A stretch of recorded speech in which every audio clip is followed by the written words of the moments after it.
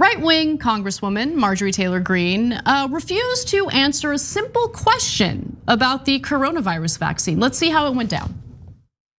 What Scalise said today he got vaccinated, citing this Delta variant that's going around, and said he's confident that it's safe and effective. Two questions. Have you yourself gotten vaccinated, and do you disagree with the Republican whip? Well, your first question is a violation of my HIPAA rights. You see, with HIPAA rights, we don't have to reveal our medical records, and that also involves our vaccine records. So, look, let me be clear. We don't know for sure whether Marjorie Taylor Greene has been vaccinated or not. So I'm going to speculate that she's vaccinated. We don't know for sure if she's a sentient living being.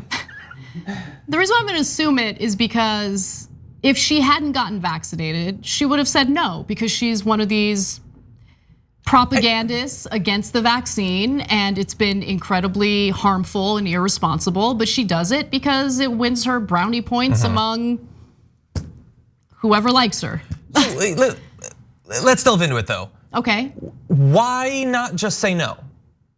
Is she afraid that it would be revealed in some way, that someone would leak it? Well, which John, potentially would be a violation of her HIPAA rights, but why not just say no? Why leave the ambiguity?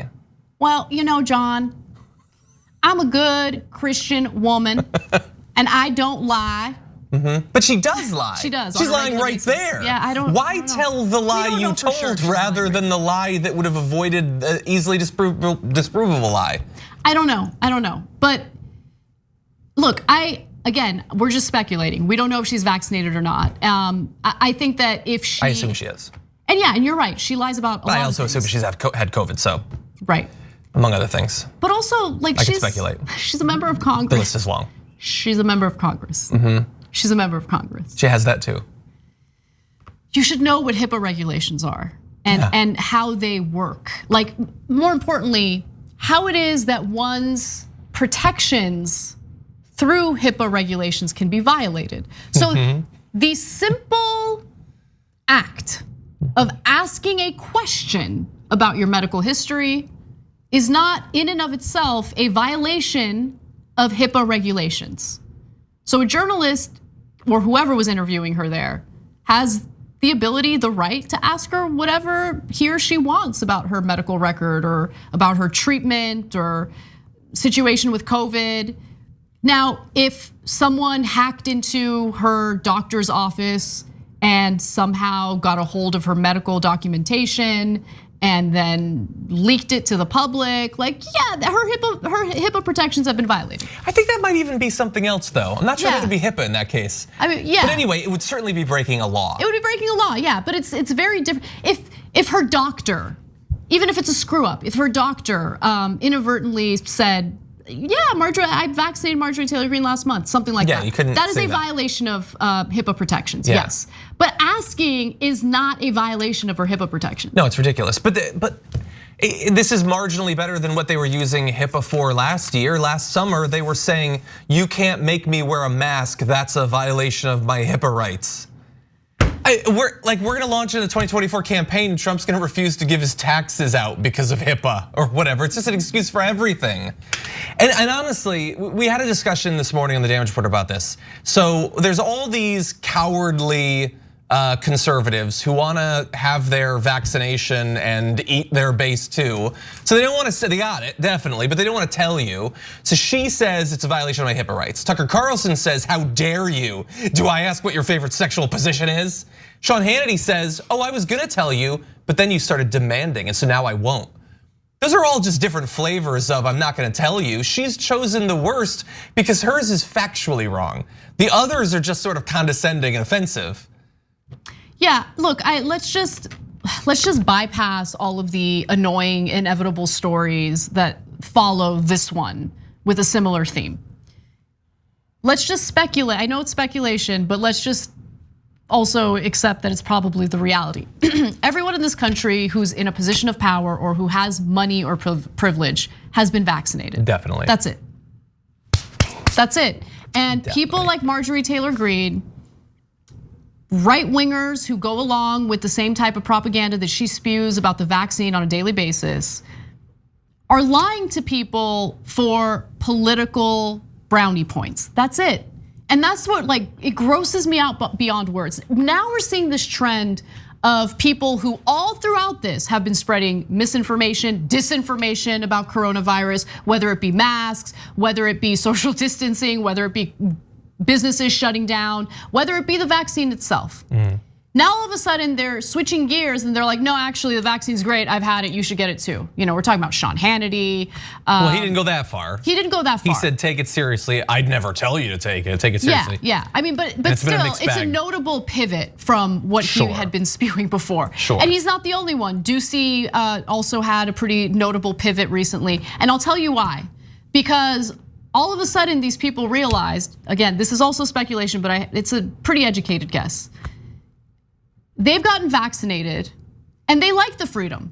When I got vaccinated, I love the freedom, right? I loved being able to walk into a store without a mask. I loved looking at that mask hanging in my mudroom, thinking to myself, I don't need you anymore. That's right, I'm gonna leave you right there where you belong. And now all of a sudden, because of the Delta variant, because of these mutations that are spreading rapidly, in California, we gotta wear our masks when we're indoors again. Yeah, I never stopped indoors, but yeah. I know, you're better than me, I get it. Some people are, I got it. Not just in that way, but yes.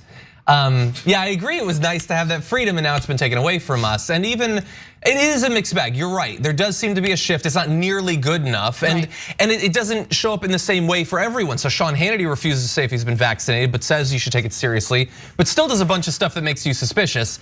Brian Kilmeade lied about the effectiveness of the vaccines against the Delta variant, but he's said that he was vaccinated, so in that way he's better than others, but he's still spreading misinformation. So the whole thing is just a big mess.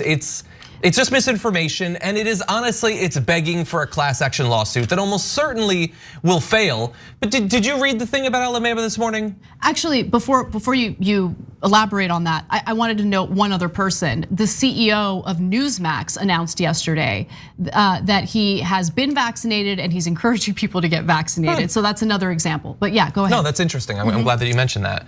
I don't remember what I was saying. No, you mentioned something about Alabama. Yes. Okay, so there was the nurse or doctor. There's a doctor. I apologize. Doctor in, I believe it was Alabama, talking about the experience she has with people who she said the last thing people are telling me before they're intubated is, "Can you give me the vaccine?" And she has to say it's too late. Yeah. And they will die, many of them, and their families will say, We thought it was a hoax. We thought it was just the flu. We thought if we had a certain blood type or a certain skin color that it couldn't affect us. We thought it was just a political thing. Well, they didn't just think these thoughts. They were told those thoughts and then they bounced around the inside of their head. And they were reinforced by literally everyone that they trust and respect day after day after day for months. Now, the reason I say it would almost certainly fail is because how could you attribute responsibility to any individual when so many have contributed? But there has to be something. You can't just kill thousands and thousands of people and nobody's responsible for it. Have they found a loophole for murder? We as a country need to decide if they have, in fact, found a way that you can gleefully watch from your tower as the peasants kill themselves and you tee-hee and make money off of it. Is that acceptable? I don't think it is, obviously. Not morally, it's almost certainly they'll get away with it. But who are the people dying, really? I mean, in America, I think it all really boils down to the class of people who are victims, right? And these are powerless people. Yeah. And powerless people get fed this disgusting disinformation. They lose their lives and there's no recourse. I mean, if there is any option available in holding these, disinformation merchants accountable, we gotta pursue it. I don't see the path forward. Yeah. And that's the thing. And the fact that they're lying to their own audience. These are people they love Fox. Not only that, they make money off of these viewers. Yeah.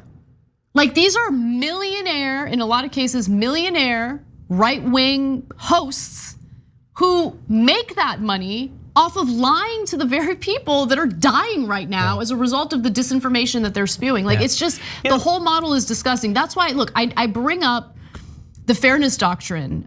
And at one point, I think Cenk and I should probably get into a debate about it. But look into the fairness doctrine because it was important. The fairness doctrine ensured that if you're gonna be using the public airwaves, right? If you're going to be working in broadcast news, you need to provide equal time to the other side of whatever you're covering. So if Fox News is putting out like propaganda against, like, let's say Bernie Sanders would have to be notified ahead of time about it and also provided an opportunity on the same show to respond to it.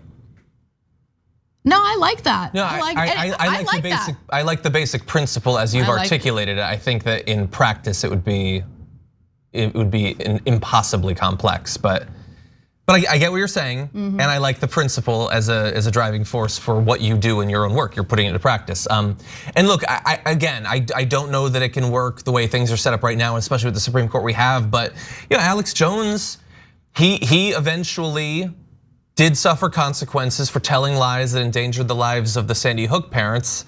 The lies were a little bit different. They were more targeted specifically at the people rather than lies that endanger the people who are consuming it. So maybe it's different enough that it can't count, but they've objectively done more damage. As tragic as everything Alex Jones did, I hate everything that he did. They've done far more damage than Alex Jones, killed God knows how many people. And he goes down and they're fine. In fact, they get raises, they get extra shows, they get podcasts and Fox Nation and everything. That's right. And the fairness doctrine also kept the profit model in broadcast news in check. Because a lot of what we see with nefarious media figures is driven by profits. And so it's something else to keep in mind. But anyway, I did a deep dive on the fairness doctrine for Weekends, the show on Jacobin. So yeah, you guys should check that out. Go to youtube.com/JacobinMag, where you can find all of our previous broadcasts. I host the show with Nando Vila every Saturday